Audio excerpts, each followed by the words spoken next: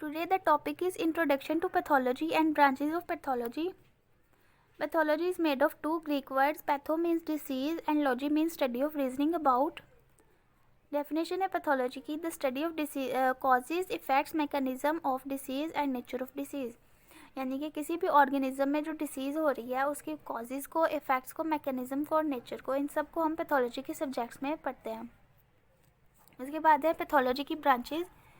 सबसे पहले है medical pathology, also known as clinical pathology और laboratory medicine, is a specialized branch of pathology that focuses on diagnosis and monitoring of diseases through laboratory testing. Medical pathology को हम clinical pathology या laboratory medicine भी कहते हैं. इसमें laboratory testing की basis पे जो है डिसीज़ की डायग्नोसिस की जाती है. यानी लेबोरेटरी टेस्ट के बाद जो भी रिपोर्ट आती है उसकी बेसिस पे डिसीज़ को डायग्नोस किया जाता है और उसकी ट्रीटमेंट प्लान किया जाता है. उसके बाद है वेटनरी पैथोलॉजी. वेटनरी नाम से पता लग रहा है कि एनिमल से रिलेटेड है. Veterinary pathology is a branch of pathology that focuses on study and diagnosis of diseases in animals.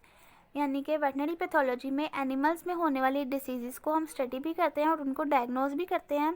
It involves examination of tissues, organs and body fluids. इसमें क्या होता है कि बॉडी फ्लूइड्स को या फिर ऑर्गन्स को या फिर टिश्यूज़ को उनकी एग्जामिनेशन की जाती है, उनके टेस्ट किए जाते हैं ताकि जो डिसीज़ है उनको डायग्नोज किया जा सके.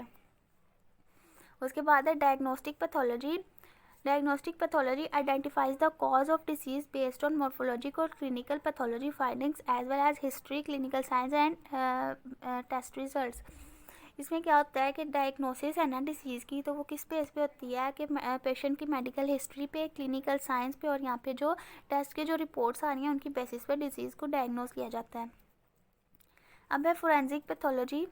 It is a branch of pathology that focuses on investigating the cause and manner of death in case that involve legal or criminal investigations.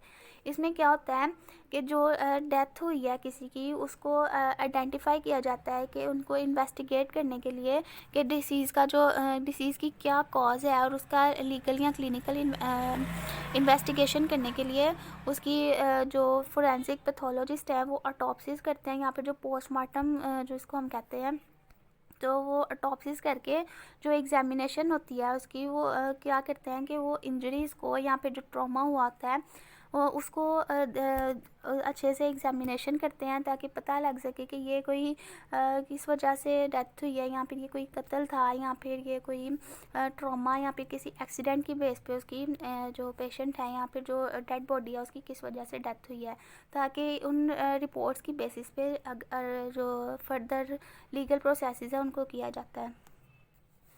उसके बाद है surgical pathology. Surgical pathology is the study of tissues removed from living patients during surgery to help diagnose disease and determine a treatment plan. इसमें क्या होता है कि during surgery जो भी टिश्यूज़ रिमूव होते हैं बॉडी से उनको जो अच्छे से एग्जामिनेशन की जाती है ताकि उनमें डिसीज़ को जो उसको अच्छे से डायग्नोस करें और ट्रीटमेंट प्लान दे सकें पेशेंट को. उसके बाद है toxicological pathology. Is a branch of pathology that focuses on study of effects of toxic substances on living organisms. इसमें क्या होता है कि लिविंग ऑर्गेनिजम्स पे जो भी टॉक्सिक सब्सटेंसेस के इफेक्ट्स हैं उनको स्टडी किया जाता है. It involves examination of tissues and organs to understand the mechanism of toxicity and how it manifest the body. इसमें टिश्यूज़ को और ऑर्गन्स को एग्जामिन किया जाता है ताकि जो टॉक्सिसिटी है उसके मैकेनिज्म को अंडरस्टैंड करे और जो बॉडी है वो किस तरह से उससे इफ़ेक्ट हो रही है. उसके बाद है जू एंड वाइल्ड लाइफ पैथोलॉजी.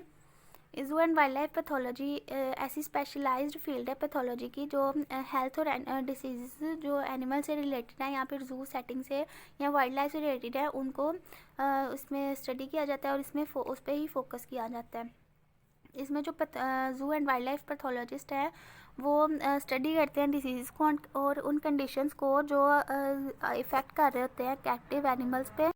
जितने भी जू में, एक्वेरियम्स में या फिर वाइल्ड लाइफ रिहेबिलिटेशन सेंटर्स में और वाइल्ड एनिमल्स में या जो कि नेचुरल हैबिटेट्स में होते हैं उनकी जो भी डिसीज़ हैं और उनके जो भी नेचुरल हैबिटेट है उनके हर चीज़ को हर रिस्पेक्ट पे वो फोकस कर रहे होते हैं. और उसमें क्या करते हैं कि अगर कोई एनिमल किसी भी डिसीज़ की वजह से उसकी डेथ हुई है तो वो उसकी ऑटोप्सीज परफॉर्म करते हैं और वो पता लगाते हैं कि वो डिसीज़ मतलब जितनी भी उसकी कॉजेज़, इफ़ेक्ट्स, मैकेनिज़्म वगैरह जो कुछ भी था उस डिसीज़ से रिलेटेड, वो हर एस्पेक्ट पे फोकस करते हैं और उसका जो ट्रीटमेंट प्लान है वो बनाते हैं ताकि बाकी एनिमल्स जो हैं वो उस डिसीज़ से उनकी डेथ ना हो सके।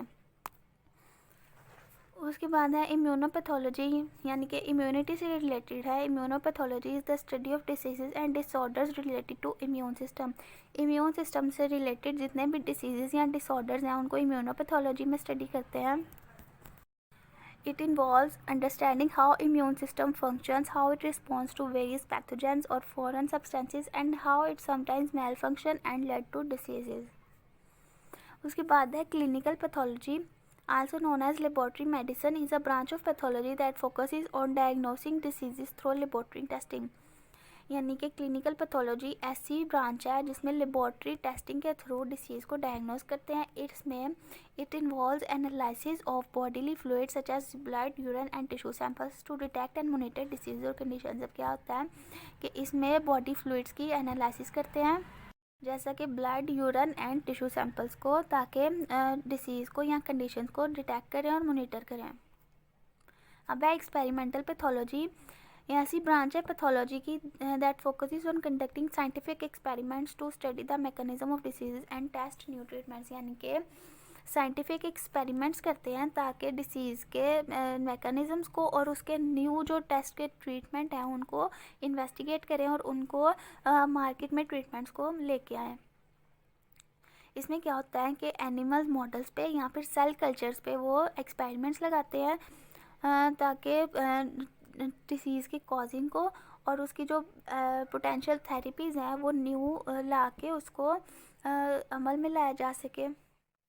सिस्टेमिक पैथोलॉजी की ऐसी ब्रांच है जो डिसीज़ और एबनॉर्मेलिटीज़ जो कि मल्टीपल ऑर्गन्स को इफ़ेक्ट कर रही होते हैं, यहाँ पर सिस्टम्स को बॉडी के इफ़ेक्ट कर रही होती हैं, उसको फोकस किया जाता है इसमें। और इसमें क्या होता है कि एनालिसिस और एग्जामिनेशन की जाती है टिश्यूज़ की और ऑर्गन्स की, ताकि जो भी सिस्टेमिक इफ़ेक्ट्स हैं डिजीज़ के उनको अंडरस्टैंड किया जा सके। उसके बाद है जनरल पैथोलॉजी, इसको हम एनाटॉमिक पैथोलॉजी भी कहते हैं। ये बहुत ब्रॉड फील्ड है पैथोलॉजी की और इसमें डिसीज़ को सेलुलर या फिर सेलुलर और टिश्यू लेवल पे स्टडी किया जाता है और इसमें टिश्यूज़, ऑर्गन्स और सेल्स की एग्जामिनेशन की जाती है ताकि डिसीज़ के इफ़ेक्ट में जो भी स्ट्रक्चरल और फंक्शनल चेंजेस आ रहे हैं बॉडी में उनको अंडरस्टैंड किया जा सके।